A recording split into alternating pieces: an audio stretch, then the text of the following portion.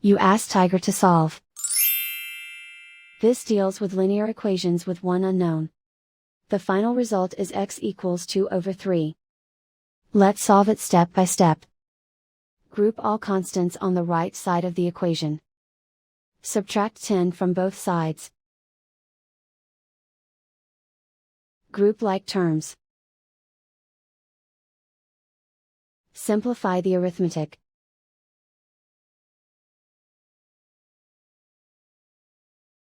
Isolate the x. Divide both sides by -15. Cancel out the negatives. Simplify the fraction.